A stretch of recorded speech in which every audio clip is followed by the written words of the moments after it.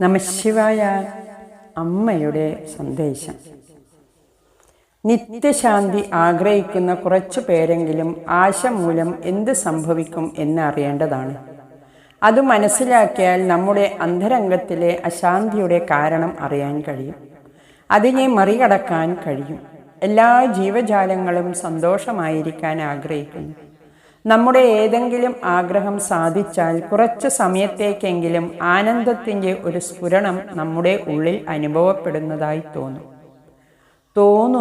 കുറച്ച് സമയത്തേക്ക് എന്നുള്ള വാക്കുകൾ ഇവിടെ പ്രധാനമാണ്.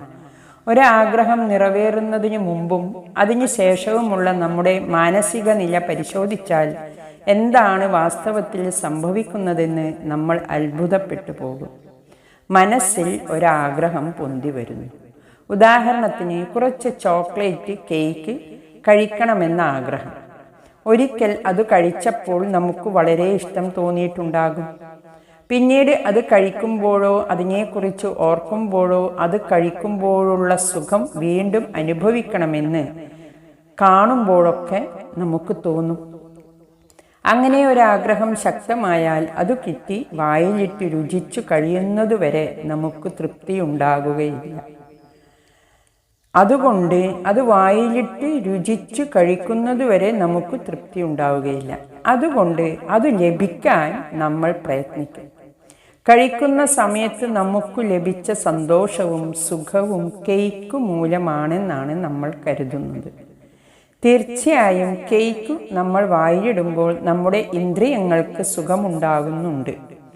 എന്നാൽ അത് കഴിച്ചാൽ കിട്ടുന്ന സന്തോഷം ആഗ്രഹം കൊണ്ട് പിടയുന്ന മനസ്സ് അടങ്ങുന്നത് മൂലമാണ്. അത് കഴിച്ചാൽ കിട്ടുന്ന സന്തോഷം ആഗ്രഹങ്ങൾ കൊണ്ട് പിടയുന്ന മനസ്സ് അടങ്ങുന്നത് മൂലമാണ്. അതായത് നമുക്ക് സന്തോഷം തരുന്നത് കേക്ക് എന്ന വസ്തുവല്ല, നമ്മുടെ അടങ്ങുന്ന മനസ്സാണ്. ആഗ്രഹങ്ങൾ നമ്മുടെ അന്തരംഗത്തെ അസ്വസ്ഥമാക്കും. ആഗ്രഹങ്ങൾ മൂലം സ്വൈരവിഹീനമായ നമ്മുടെ ചിത്തം നമ്മെ കൊണ്ട് നിരന്തരം കർമ്മങ്ങൾ ചെയ്യിക്കും. നമ്മുടെ ഇന്ദ്രിയങ്ങൾക്ക് പരിമിതിയുണ്ട്. ഇന്ദ്രിയ സുഖങ്ങൾ കുറച്ചു സമയത്തേക്ക് മാത്രമേ കാണുകയുള്ളൂ. തുടക്കത്തിലുള്ള സുഖം പെട്ടെന്ന് മടുപ്പിലേക്ക് നീങ്ങും. ആദ്യത്തെ കേക്കിൻ്റെ കഷ്ണം വളരെ സുഖം തന്നേക്കാം. പക്ഷെ വീണ്ടും വീണ്ടും കഴിച്ചാൽ സുഖം കുറഞ്ഞു വരും. അവസാനം കഴിക്കാൻ പറ്റാതെയാകും. എന്നു വെച്ചാൽ അവസാനമില്ലാതെ സുഖം തരാൻ ഇന്ദ്രിയങ്ങൾക്ക് കഴിയില്ല. അവയുടെ സ്വഭാവം അങ്ങനെയാണ്. നാവിൻ്റെ മാത്രമല്ല, എല്ലാ ഇന്ദ്രിയങ്ങളുടെയും സ്വഭാവം ഇങ്ങനെ തന്നെയാണ്. ഇന്ദ്രിയ സുഖങ്ങൾ മിതമായി അനുഭവിക്കുന്നതിൽ തെറ്റൊന്നുമില്ല. അതേസമയം സുഖം അനുഭവിക്കുന്നത് ഇന്ദ്രിയങ്ങൾ മൂലമല്ല എന്ന് നമ്മൾ ബോധപൂർവം ഓർക്കാൻ ശ്രമിക്കണം. സുഖവും ആനന്ദവും ഒന്നല്ല. മാത്രമല്ല, പരമമായ ആനന്ദമാണ് ഒരാളിന് വേണ്ടതെങ്കിൽ അത് ഇന്ദ്രിയ സുഖത്തിൽ നിന്ന് ലഭിക്കുകയുമില്ല. നമുക്ക് അനുഭവപ്പെടുന്ന മറ്റൊരാനന്ദം ഭൗതികമോ വൈകാരികമോ ആയ ആനന്ദമാണ്. അത് ശാരീരികമായ ആനന്ദത്തെക്കാൾ സൂക്ഷ്മമാണ്. എങ്കിലും അതുപോലെ മോഹിപ്പിക്കുന്നതാണ്.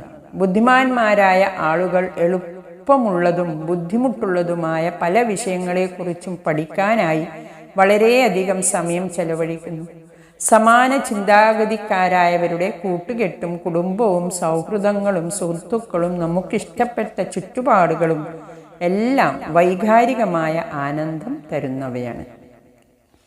മറ്റൊരു ഭാഷയിൽ പറഞ്ഞാൽ, ഇഷ്ടമുള്ളത് നേടുന്നതും ഇഷ്ടമില്ലാത്തത് ഉപേക്ഷിക്കുന്നതും താത്കാലികമായെങ്കിലും നമുക്ക് ആനന്ദം തരുന്നു. എന്നാൽ ആനന്ദത്തിൻ്റെ സ്വഭാവത്തെ സൂക്ഷ്മമായി നിരീക്ഷിച്ചാൽ നമുക്ക് ഒരു കാര്യം ബോധ്യമാകും. നമ്മുടെ ഉള്ളിലുള്ള ഒരനുഭവമാണ് ആനന്ദം. അത് പുറമേ നിന്ന് വരുന്നതല്ല. ആനന്ദത്തിൻ്റെ അളവിന് വ്യത്യാസമുണ്ടായേക്കാം, പക്ഷേ അതിൻ്റെ സ്വഭാവത്തിന് ഒരിക്കലും വ്യത്യാസമുണ്ടാകുന്നില്ല. അപ്പോൾ പുറമേയുള്ള ഒരു വസ്തുവിനെയും ആശ്രയിക്കാതെ ഇന്ദ്രിയമോ ഭൗതികമോ വൈകാരികമോ ആയ ഒരു സുഖത്തെയും നിയന്ത്രണത്തിലല്ലാതെ നേരിട്ട് ആനന്ദത്തിൻ്റെ ഉറവിടത്തിലേക്ക് ചെന്ന് അതനുഭവിക്കാനുള്ളൊരു മാർഗം ഉണ്ടായിരിക്കണം. ഒരു ആഗ്രഹത്തിൻ്റെ പൂർത്തിയിൽ നിന്ന് അടുത്ത ആഗ്രഹം തുടങ്ങുന്നു. ഇങ്ങനെയാണ് മായ നമ്മെ വീണ്ടും വീണ്ടുമുള്ള ജനന മരണങ്ങളാകുന്ന സംസാര ചക്രത്തിൽ ബന്ധിക്കുന്നത്. സത്യത്തിൽ ഇത് വളരെ ഭയാനകമാണ്. സുഖം സന്തോഷം തരുന്നു എന്ന മിഥ്യാധാരണയിലാണ് എല്ലാ ജീവജാലങ്ങളും കഴിയുന്നത്. ഭാഗ്യവശാൽ ജീവാത്മാവ് ആത്മീയമായി വികസിച്ച് ഒരു നിലയിലെത്തുമ്പോൾ സുഖഭോഗങ്ങളുടെ നിത്യമായ ആനന്ദം തേടുന്നത് പാഴ്ശ്രമമാണെന്ന് മനസ്സിലാകും. ആനന്ദം നമ്മുടെ ശരിയായ സ്വരൂപമാണെന്നും അതിനെ നമ്മുടെ ഉള്ളിൽ തന്നെ കണ്ടെത്താമെന്നും അവൻ മനസ്സിലാക്കും. ചിലപ്പോൾ പുസ്തകത്തിൽ നിന്നോ അല്ലെങ്കിൽ നമ്മുടെ ഉന്നതി ആഗ്രഹിക്കുന്നവരിൽ നിന്നോ അതുമല്ലെങ്കിൽ ഒരു മഹാത്മാവിൽ നിന്നോ ആയിരിക്കും ഇത് മനസ്സിലാക്കുന്നത്. നമുക്ക് മായയിൽ നിന്ന് ഉണരാനുള്ള സമയമായി എങ്കിൽ ഇത് കേൾക്കുമ്പോൾ വളരെ അർത്ഥവത്തായി തോന്നും. അത് നമ്മെ ആത്മസാക്ഷാത്കാരത്തിലേക്ക് നയിക്കും.